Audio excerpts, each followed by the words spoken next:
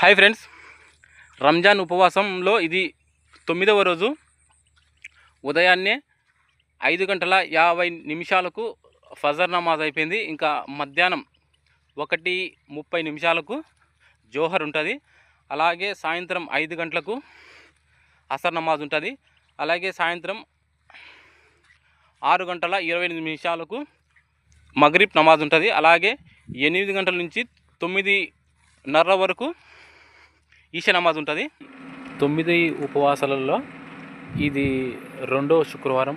ఈరోజు జుమ్మా నమాజ్ మధ్యాహ్నం 1:30 ఫ్రెండ్స్. ఇప్పుడు సాయంత్రం 6:28 అయింది. అందుకు ఉపవాసం చెల్లించే టైం వచ్చేసింది ఫ్రెండ్స్.